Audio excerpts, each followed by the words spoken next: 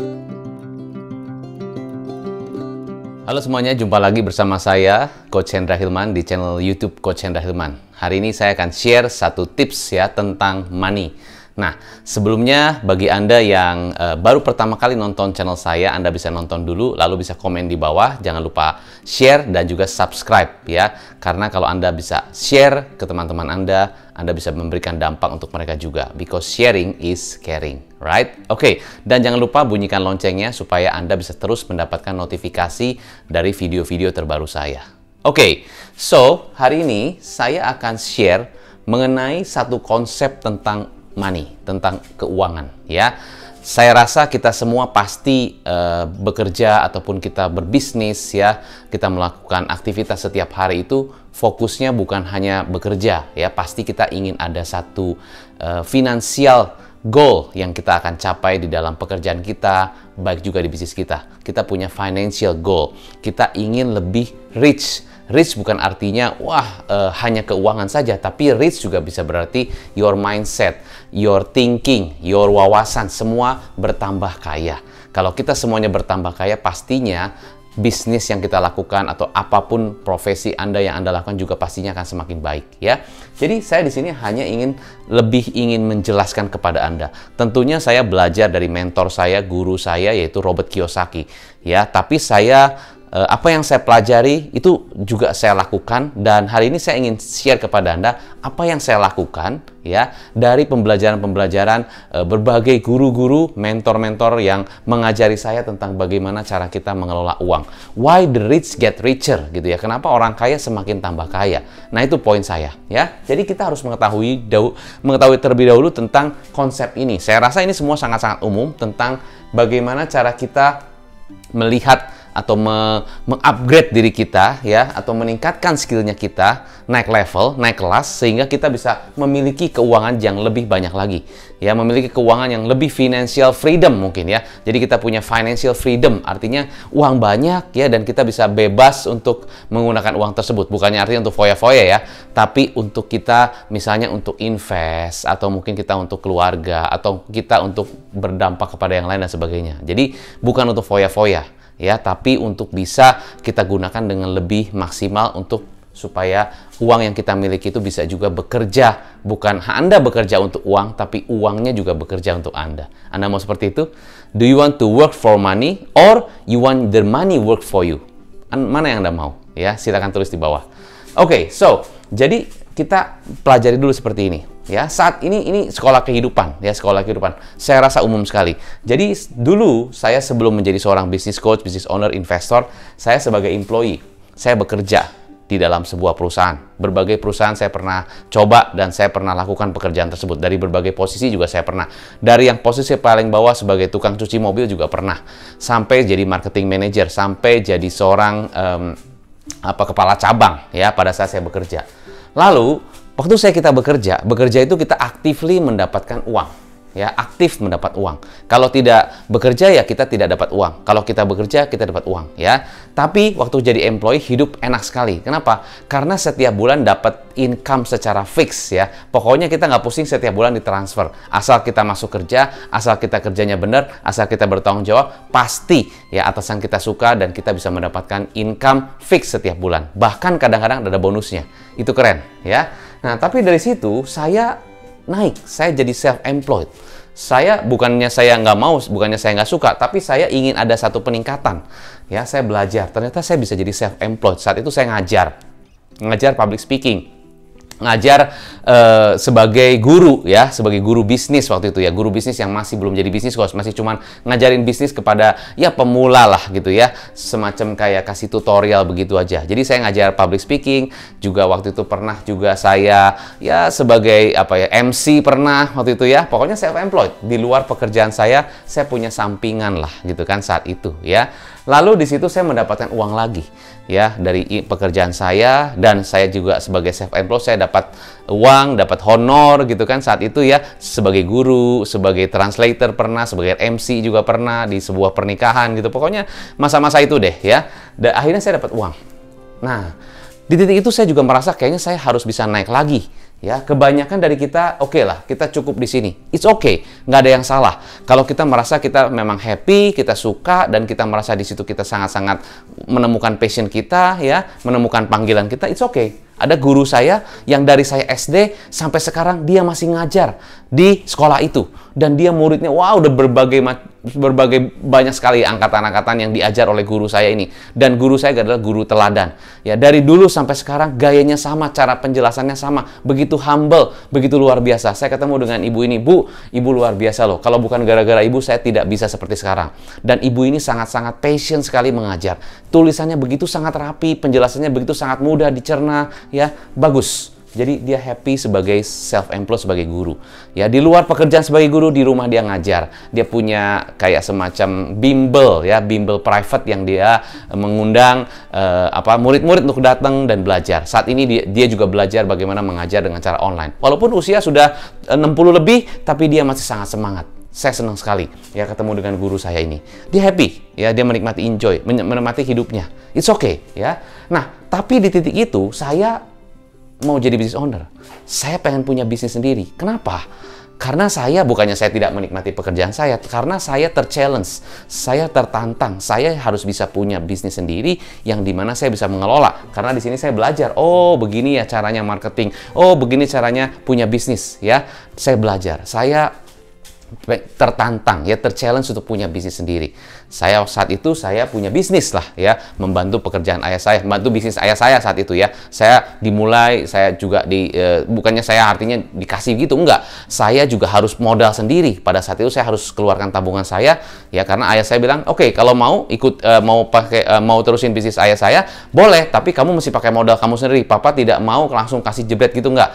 Paling papa pinjemin. Nanti kamu mesti bayar sama papa. Ya itu, ya udah. Saat itu saya harus pakai modal saya sendiri, ya. Tabungan saya ada beberapa yang saya pinjem, tapi saya usaha, ya, mulai usaha beli mobil, mulai usaha punya tempat kecil, ya. Waktu itu saya mulai di bisnis distributor kecil-kecilan di Cirebon saat itu, ya. Dan saya akhirnya punya bisnis sendiri, ya. Walaupun berdarah-darah segala macam, tapi menghasilkan income.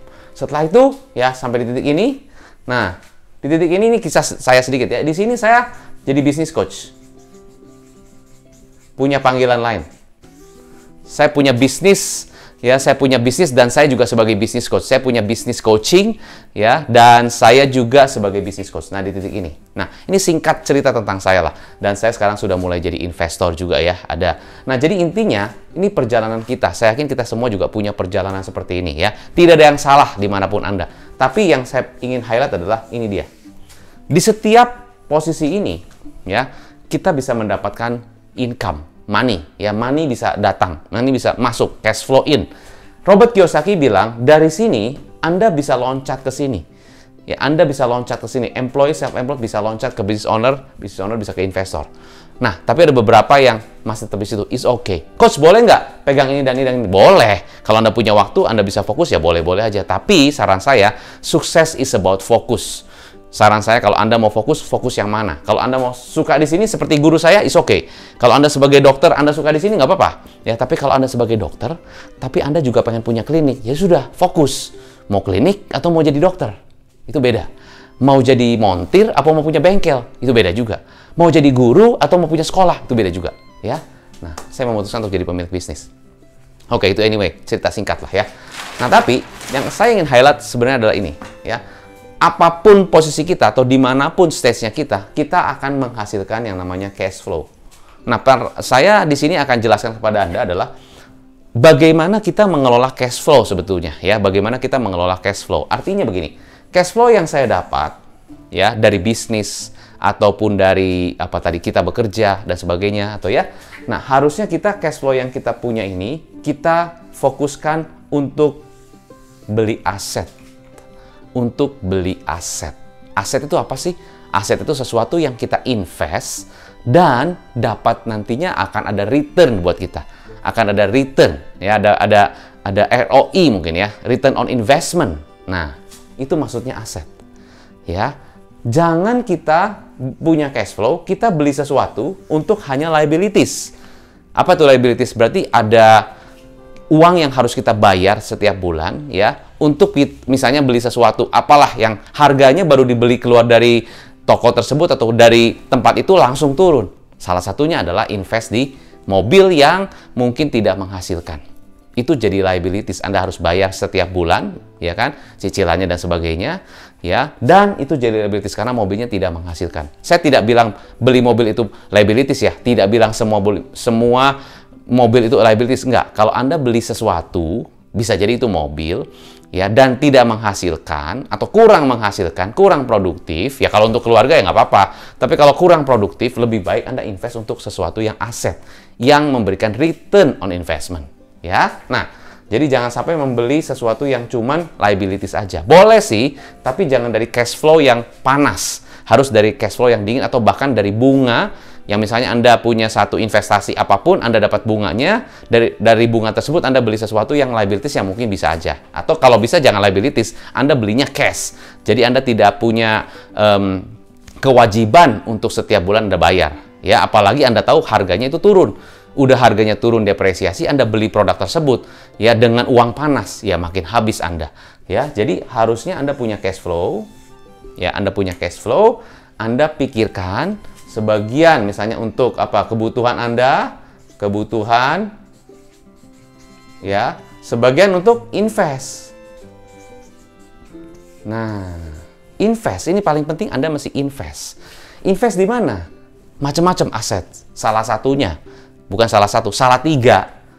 Properti, bisnis, atau stock, share. Boleh. Ini semua sebetulnya bisa mendatangkan return on investment. Tapi ya, bukan semua properti kasih Anda return. Bukan semua bisnis bisa kasih Anda return. Bukan semua stok pun bisa kasih Anda return. Artinya yang lebih penting bukan 3 ini. Bukan 3 kendaraan ini. Memang 3 ini bisa menghasilkan return. Tapi yang penting adalah yang paling aset yang harus Anda fokuskan dan harus Anda investkan adalah investasi di diri sendiri. You. Ya, ini saya tulis gede-gede nih. You have to invest in you. You have to invest in yourself. Kenapa? Karena untuk bisa punya properti yang menghasilkan, bisa punya bisnis yang menghasilkan, bisa punya stok yang menghasilkan, Anda mesti naikkan skill Anda. Anda mesti invest untuk diri Anda untuk belajar. Oh, gini loh kalau saya caranya beli properti yang bisa menghasilkan seperti ini. Lokasinya begini, propertinya seperti ini, hitungannya begini. Anda harus belajar. Invest on yourself. Oh, bisnis. Ya, kita semua mau bisnis segala macam. Iya, bisnis semua banyak bisnis. Tapi bisnis yang menghasilkan adalah yang Anda sebagai ownernya, sebagai kaptennya, ya, kepala kapalnya mungkin Anda tahu, Anda mengerti, Anda tahu skillnya. Ya, Anda menguasai skillnya, marketing, menguasai skill sales, dan sebagainya, sehingga bisnis tersebut bisa menghasilkan. Jangan sampai Anda masuk ke bisnis, tapi Anda belum naik skillnya. Ya, bisa-bisa bisa bangkrut juga. Dari 100 bisnis yang mulai, ini fakta ya, ternyata 10 tahun kemudian, hanya 4 yang survive. Itu pada saat kondisi sebelum pandemi. Nggak tahu sekarang seperti apa. Jadi, hati-hati, ini semua ada resikonya. Saya cuma ingin katakan kepada Anda begini, jangan coba-coba Anda invest, ya, 3 kendaraan ini kalau Anda belum menguasai skillnya. Saya lagi, jangan coba-coba Anda invest di 3 ini kalau Anda belum menguasai skillnya. Ya, Anda ngerti ya, belum maksudnya gimana ya? Belum itu artinya belum, Anda cuma tahu sepotong, Anda yakin sekali bisa. No, you need to benar-benar menguasai, ya. Properti, kalau Anda pengen invest di properti atau menjadi investor properti atau Anda benar-benar mau jadi orang yang bisa mendapatkan keuntungan dari properti tersebut, Anda minimal harus belajar dulu. Mungkin Anda harus riset ke 100 properti, lakukan due diligence gitu kan, research yang detail, Anda pilih properti yang paling yang benar-benar Anda ngerti dan tahu properti mana yang bisa menghasilkan, Anda bisa invest di situ. Ya memang bisa Anda belajar atau Anda mungkin bisa kerjasama, bisa saja gitu kan, tapi minimal Anda masih ngerti. Kalau main di properti, mau main di saham, sama. Mau main di bisnis, ya sama. Tapi poin saya adalah, you need to invest in you. Anda perlu invest di diri Anda sendiri untuk belajar apapun. 3 ini. 3-tiganya bisa mendatangkan cash flow, if you like. Jadi, singkat cerita untuk Anda adalah, kalau Anda punya cash flow, dari apapun instrumen yang Anda lakukan, Anda bisa bisnis, Anda bisa seorang employee atau self-employed atau bahkan Anda investor pun, Anda punya bisnis yang Anda invest ya. Jadi Anda pasti mengatakan cash flow. Saya yakin kalau Anda tahu punya cash flow ini, Anda tahu fokusnya kepada aset. Ya, aset ya memang kalau Anda bisa beli properti, betul. Properti adalah aset, betul. Kalau menghasilkan. Tapi properti adalah liabilities kalau tidak menghasilkan. Anda beli properti bisa-bisa aja, tapi KPR-nya kan Anda harus bayar. Berarti kan kewajiban yang Anda harus bayar. Itu berarti kan liabilities. Apakah properti tersebut menghasilkan? Nah, belum tentu, Coach. Tapi sayangnya katanya harus invest properti. Iya. Tapi kalau Anda lihat properti tidak menghasilkan, berarti Anda invest di liabilities. Hati-hati. Bisnis katanya adalah kita semua harus berbisnis. Itu yang bisa menghasilkan. Iya, kalau Anda tahu caranya.